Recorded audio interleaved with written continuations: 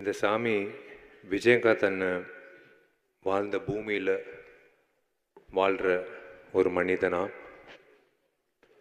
இந்த கலைத்துறையில் ஒரு மேதாவி, ஒரு நடிகர், கேப்டன் விஜயகாந்த் நடித்த அதே கலைத்துறையில் ஒரு நடிகனா, கேப்டன் விஜயகாந்த் அண்ணனோட ரசிகனா,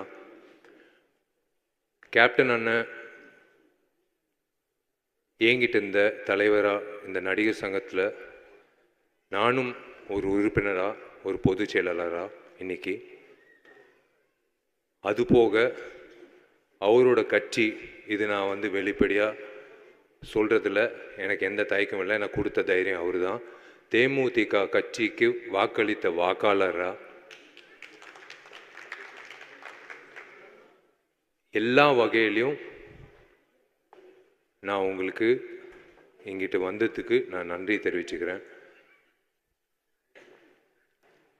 அதான் நிறைய பேர் சொன்னது மாதிரி இறந்ததுக்கு அப்புறம்தான் அவர் சாமின்னுவாங்க. வாழும்போதே சில மனிதர்கள் தான் அந்த பேர் வாங்கக்கூடிய ஒரு விஷயம். வாழ்ந்துட்டு இருக்கும்போதே அவர் சாமி அப்படின்னு பார்த்து வியந்து பார்த்த அத்தனை பேர், வெறும் சினிமா துறை மட்டும் இல்லை, இந்த அவர் அந்த ஏவியில் நீங்கள் பார்க்கும்போது யார் வந்தாலும் பட்னியாக போகக்கூடாது. அவர் அலுவலகத்துக்கு வந்த யாராக இருந்தாலும், அது சினிமா துறை சார்ந்தவங்க. நான் கேள்விப்பட்டது என்னென்னா, அசிஸ்டன்ட் டைரக்டர்ஸ், அப்போது ரொம்ப கஷ்டப்படுற அசிஸ்டன்ட் டைரக்டர்ஸ்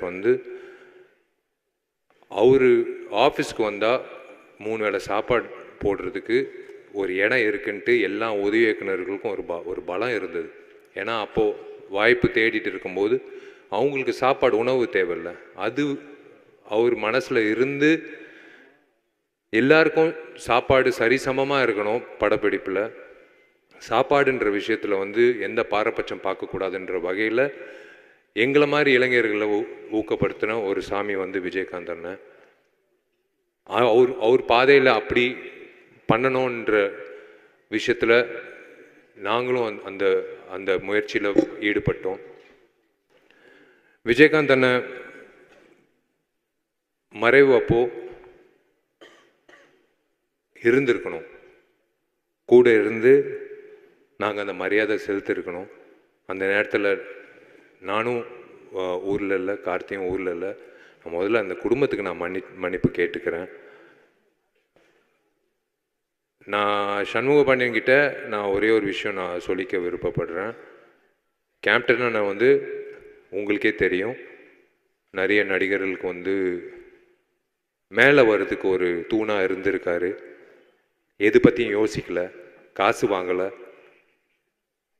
காசு கொடுத்தாலும் வாங்கியிருக்க மாட்டார். ஆனால் அன்னைக்கு பண்ணணும்னு அவசியம் கிடையாது. ஆனால் அந்த நடிகர்களுக்கு ஒரு பிளாட்ஃபார்மாக இருந்து, பரவாயில்ல அந்த பசங்க வளரட்டும் அப்படின்னு சொல்லி அவர் ஒரு வாய்ப்பு கொடுத்தாரு.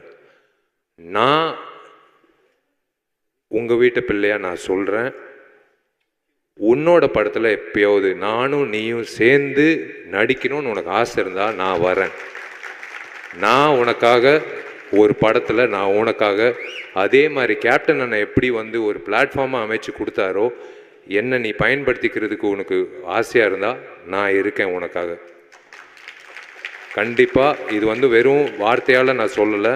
நீ எப்போ நீ சொல்கிறியோ அது ஒரு நல்ல திரைப்படமாக நான் உன்னோட கூட இருந்து ஒரு தூணாக இருந்து, நீ இதே மாதிரி அப்பா மாதிரி ஒரு பெரிய ஸ்தானத்துக்கு வரணுன்றது என்னோட ஆசை. அது நான் பரிகாரமாக நான் நினச்சிக்கிறேன். ஏன்னா எனக்கு என்னமோ தெரில, இவர் பார்க்கும்போதெல்லாம்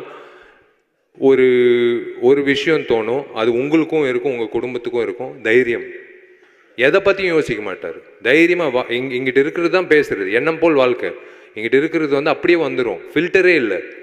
அவர் என்ன, நான் ஒரு வாட்டி உங்கள் வீட்டுக்கு வந்தேன், அண்ணனை சந்திக்கும் போது பிரேமலதா அம்மா ஒரு விஷயம் சொன்னாங்க.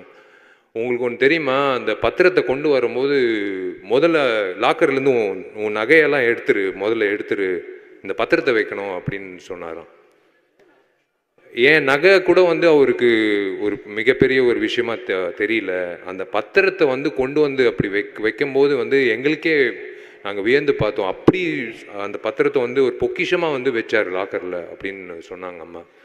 அதுதான் அந்த மேதாவி. அதுதான் சொல்கிறேனே, இன்னைக்கு இருக்கிற கூட்டம் மட்டும் இல்லை, எப்போ அவரோட ஃபோட்டோ இருந்தாலும் இல்லாட்டியும் எல்லார் மனசுலையும் இருக்கக்கூடிய ஒரு நபர் வந்து விஜயகாந்த் அண்ணன். எல்லார் மனசுலையும் உண்மையிலே மன்சூர் அலிகான் அண்ணன் எல்லாரும் சொன்ன மாதிரி, பேரரசு சார் சொன்ன மாதிரி, இந்த தமிழ்நாடு வந்து ஒரு தலைவனை வந்து நம்ம மிஸ் பண்ணுறோம். ஒரு தமிழ்நாட்டில் ஒரு தலைவனை மிஸ் பண்ணுறோம். கேப்டன் அண்ணன் வந்து இந்த நடிகர் சங்கத்தை எப்படி மீட்டு எல்லோரையும் ஒரே குடும்பம் அப்படின்னு நம்பி கொண்டு வந்து அந்த ஒரே உணர்வோட, ஏன் எல்லாரும் இப்படி மனசார பேசுகிறாங்கன்னா, அவர் அப்படி எல்லாரும் பார்த்ததுனால தான். சும்மா வந்து பேசணும்னு அவசியமே கிடையாது. இங்கிட்ட இருக்கிற அத்தனை பேர் வாய்ப்பு கொடுத்து பேசணும், அத்தனை பேர் வந்து மனசார பேசுகிற காரணம் வந்து அவர் அப்படி வந்து அவரை பார்த்துக்கிட்டாங்க. ஒரு தம்பியா, ஒரு எல்லாரையும் ஒரு சரிசமாக பார்க்குற நபர்கள் நம்ம சினிமாவில் வந்து பார்க்க முடியாது. நான் ஓப்பனாக சொல்கிறேன், ஈகோன்ற விஷயம் எல்லாருக்கும் இருக்கும். ஆனால் ஈகோ இல்லாத மனிதர்கள் ரொம்ப ரொம்ப குறைவு சினிமாவில். அதில் ஒரு முன்னுதாரணமாக இருக்கிறவர் வந்து கேப்டன் விஜயகாந்த். அவரோட போக்கு, அவர் வந்து எந்த தயாரிப்பாளரும் நஷ்டம் அடையக்கூடாது. 54 இயக்குனர்கள், புதுமுக இயக்குனர்கள், அதுவும் டிஎஃப்டி இயக்குனர்கள் வந்து அறிமுகப்படுத்தின ஒரே எனக்கு தெரிஞ்ச உலக நாயகன் வந்து கேப்டன் விஜயகாந்த் தான். 54 பேர் யார் வந்து கொடுப்பாங்க வாய்ப்பு? நீங்கள் சொல்லுங்கள். இன்றைக்கி இருக்கிற காலகட்டத்தில் ஒரு புதுமுக இயக்குனர் வந்து அலுவலகத்துக்கு வர்றதுக்கே வந்து யோசிப்பாங்க.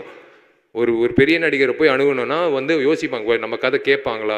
அப்புறம் அவங்களுக்கு ஒரு ஆதங்கம் இருக்கும், ஒரு வேளை வந்து சொன்ன கதை வந்து கரெக்டாக எடுப்பாங்களா? இந்த மாதிரி ப்ராசஸ் எல்லாம் வந்து இன்னைக்கு இருக்கிற காலகட்டத்தில் இருக்குது. ஆனால் அவர் வந்து எது பற்றியும் யோசிக்காமல் 54 வீட்டில் வந்து விளக்கேற்றி இருக்காரு.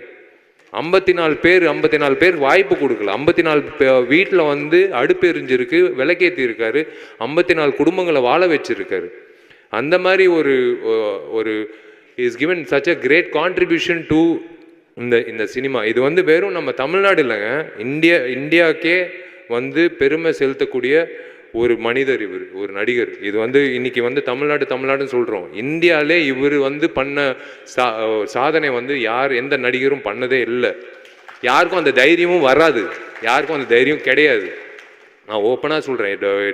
எத்தனையோ பேர் இப்போ நானும் புதுமுக இயக்குநர்கள் வாய்ப்பு கொடுக்குறோம், எல்லாரும் கொடுக்குறோம். ஆனால் 54 இயக்குநர்கள் வந்து அந்த டைமில் வந்து அவர் கொடுத்து, எனக்கு இவர் மூலிமா ஆர்கே செல்வமணி சார் வந்து அவரோட அசிஸ்டன்ட் டைரக்டராக நான் சேரணும்னு சொல்லி எங்கள் அப்பா கிட்ட வந்து கெஞ்சி, அப்போது ஒரு வாட்டி அவரை சந்தித்து நான் கேட்டேன். ஏன்னா புலன் விசாரணை, கேப்டன் பிரபாகரன் அப்படி பார்க்கும்போது டிஎஃப்டியில் சேரணும்னு ஒரு ஆசை வந்தது அவரால் தான். அண்ணன் செல்வமணி சார் கிட்ட அசிஸ்டன்ட் டைரக்டராக சேரணும் அப்படின்னு சொன்ன வந்து இப்படி கேப்டன் அண்ணன் பண்ண படங்கள் வந்து எல்லா நடிகர்களும் சரிசமமாக வளர வச்சு, எல்லா இயக்குநர்களும் சரிசமமாக வளர வச்சு, எல்லா தயாரிப்பாளர்களும், நீங்கள் ஒரு தயாரிப்பாளர் சொல்லுங்கள், எனக்கு வந்து அவர் மேலே ஒரு கம்ப்ளைண்ட் இருக்குது அப்படின்னு. எங்களை மாதிரி ஆர்டிஸ்ட் எல்லாரும் கம்ப்ளைண்ட் இருக்குது. ஆனால் ஒரு கம்ப்ளைண்ட் இல்லாத ஒரே நடிகர் இந்த நடிகர் தான். எந்த கம்ப்ளைண்ட்டும் கிடையாது, எந்த சங்கத்திலையும் எந்த கம்ப்ளைண்ட்டும் கிடையாது. இந்த மனிதர் வந்து உண்மையிலேயே வந்து இதோ சிரிக்கிறாரு, உண்மையிலேயே எங்கிட்டயோ சிரிக்கிறார். நம்மளை பார்த்து, உங்களை பார்த்து உங்களை வாழ்த்துறாரு, உங்களை வாழ்நாள் பூரா வாழ்த்துறாரு. நான் பிரேமலதா அம்மாவுக்கு நான் கடமைப்பட்டிருக்கேன், சுதீஷ் சாருக்கு நான் கடமைப்பட்டிருக்கேன். நான் சொன்ன விஷயத்த சத்தியமாக சொல்கிறேன். வெறும் இந்த மைக்கு, இந்த கூட்டம், பேசணும், உணர்ச்சி அப்படியெல்லாம் கிடையாது. அவருக்கு நான் பண்ண வேண்டிய விஷயம் வந்து, எனக்கு மனசார நான் சொல்ல வேண்டிய விஷயம் நான் உனக்கு சொல்கிறேன். நீ எப்போ சொல்கிறியோ, ஒரு நல்ல ஒரு அமைப்பாக, ஒரு நல்ல ஒரு திரைப்படமாக இந்த திரை உலகத்துக்கு காட்டுவோம். அதுதான் வந்து இந்த மனிதருக்கு நான் வந்து கொடுக்கக்கூடிய எனக்கு நான் வந்து என்னால் முடிஞ்ச அளவுக்கு நான் அர்ப்பணிக்கிற ஒரு விஷயம். ரொம்ப ரொம்ப சந்தோஷமாக இருக்குன்னு ஏன் சொல்கிறேன்னா, இவர் சிரிக்கிறாரு. இந்த நேரத்தில் வந்து இவரை பற்றி இத்தனை பேர் வந்து பேசி, இத்தனை தயாரிப்பாளர் சங்கம், இயக்குநர்கள் சங்கம், எல்லாம் விவசாயிகள் சங்கம், இவங்கெல்லாம் வரணும்னு அவசியமே கிடையாது. ஆனால் கூப்பிட்ட உடனே வந்ததுக்கு காரணம் வந்து, இது சும்மா ஒரு கட்டளைக்காக நாங்கள் வர சொல்லணும் அது அப்படின்லாம் இல்லை. உங்கள் அப்பாக்காக தான் வந்தாங்க. நாங்கள் கூப்பிட்டதுனால இல்லை, உங்கள் அப்பாவோட ஃபோட்டோ வச்சு நாங்கள் கீழே போட்டோம். நடிகர் சங்கம் உங்களை அழைக்கிறது. ஆனால் கீழே நடிகர் சங்கம் பார்க்கல. ஏன்னா அவர் தான் உருவாக்குனார் நடிகர் சங்கம். மேலே இருக்கிற அந்த ஃபோட்டோ பார்த்து தான் எல்லோரும் வந்திருக்காங்க. ஸோ அந்த வகையில் வந்து கண்டிப்பாக இந்த சாமி வந்து மேற்கொண்டு இந்த கலைத்துறைக்கும் சரி மக்களுக்கும் சரி உங்கள் சார்பாக வந்து கண்டிப்பாக வந்து அந்த நற்பணிகள், அந்த நல்திட்டங்கள், நல்ல விஷயங்கள் மேற்கொண்டு நடக்கும்ன்றது நான் நம்புகிறேன். நீங்கள் எல்லோரும் நல்லா இருக்கணும். நீங்கள் 2 பேரும் நல்லா இருக்கணும். அம்மா ஆரோக்கியத்தை பார்த்துக்கோங்க. சுதீஷ் சார் பக்கபலமாக இருக்கார். I am always there for you. God bless you மா.